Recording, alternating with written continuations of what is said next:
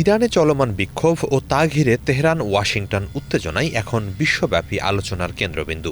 বিক্ষোভকারীদের দমনে কঠোর পদক্ষেপ নেওয়া হলে যুক্তরাষ্ট্র সামরিক হস্তক্ষেপ করতে পারে, বারবার এই হুমকি দিয়ে চলেছেন মার্কিন প্রেসিডেন্ট ডোনাল্ড ট্রাম্প। এই বক্তব্য শুধু কূটনৈতিক চাপেই সীমাবদ্ধ থাকেনি, এর প্রতিফলন দেখা যাচ্ছে যুক্তরাষ্ট্রের সামরিক প্রস্তুতিতেও। সাম্প্রতিক সময়ে কাতারে অবস্থিত আল উদেইদ বিমান ঘাঁটি থেকে কিছু মার্কিন কর্মীকে সতর্কতামূলকভাবে সরিয়ে নেওয়ার পরামর্শ দেয়া হয়েছে, যা পরিস্থিতিকে আরও স্পর্শকাতর করে তুলেছে। এই প্রেক্ষাপটে প্রশ্ন উঠছে, যুক্তরাষ্ট্র যদি সত্যিই ইরানে সামরিক পদক্ষেপ নেওয়ার সিদ্ধান্ত নেয় তাহলে কি ধরনের অভিযান হতে পারে এবং সেটি কতটা বাস্তবসম্মত। এ নিয়ে বিশ্লেষণী এক প্রতিবেদন প্রকাশ করেছে আল জাজিরা। প্রতিবেদনে বলা হয়, মধ্যপ্রাচ্যে যুক্তরাষ্ট্রের সামরিক উপস্থিতি নতুন নয়। এ অঞ্চলে ছড়িয়ে আছে তাদের সামরিক ঘাঁটির বিশাল নেটওয়ার্ক। কেবল মধ্যপ্রাচ্যেই অন্তত ১৯টি স্থানে যুক্তরাষ্ট্রের স্থায়ী ও অস্থায়ী সামরিক ঘাঁটি রয়েছে। এর মধ্যে বাহরাইন, কুয়েত, কাতার, সৌদি আরব, সংযুক্ত আরব আমিরাত, ইরাক, জর্ডান ও মিশরের মতো দেশে রয়েছে স্থায়ী ঘাঁটি। দ্রুত আক্রমণ চালানোর ক্ষেত্রে সবচেয়ে গুরুত্বপূর্ণ ভূমিকা রাখে এগুলো।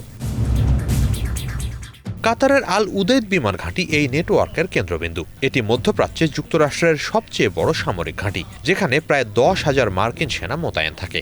গত বছর জুনে ১২ দিনের যুদ্ধের সময় ইরান এই ঘাঁটি লক্ষ্য করে পাল্টা আঘাত হেনেছিল, যা চোখে আঙুল দিয়ে দেখিয়ে দেয় যুদ্ধ শুরু হলে এই ঘাঁটিগুলো থাকবে গুরুতর ঝুঁকিতে।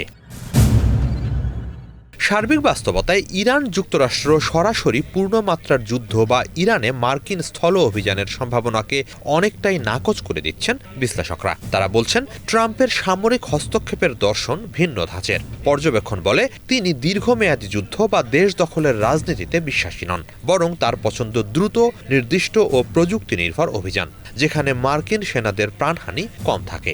অতীতে বাগদাদের ড্রোন হামলায় ইরানের শীর্ষ সামরিক কমান্ডার কাসেম সোলাইমানিকে হত্যা কিংবা ভেনেজুয়েলায় হঠাৎ অভিযান চালিয়ে মাদুরোকে অপহরণ এই কৌশলেরই উদাহরণ।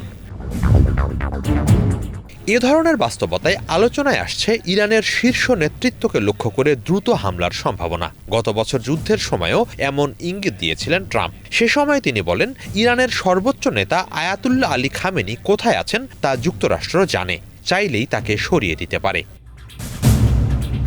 তবে এরপরও ইরানের মতো ভূপ্রকৃতি ও নিরাপত্তা ব্যবস্থার দেশে সরাসরি শীর্ষ নেতৃত্বকে লক্ষ্য করে অভিযান চালানো অত্যন্ত জটিল।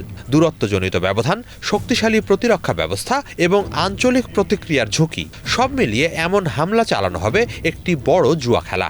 এছাড়া সম্ভাব্য হামলা ঘিরে ইরান আগে থেকেই ব্যাপক সতর্ক অবস্থানে আছে। একাধিক বিশ্লেষকের বরাত দিয়ে আল জাজিরা বলছে, যুক্তরাষ্ট্রের লক্ষ্য ইরানে সেনা পাঠানো নয়। ইরাক বা আফগানিস্তানের মতো শাসক পরিবর্তন কিংবা দীর্ঘস্থায়ী সামরিক উপস্থিতি এরকম পথে হাঁটতে আগ্রহী নয় ওয়াশিংটন।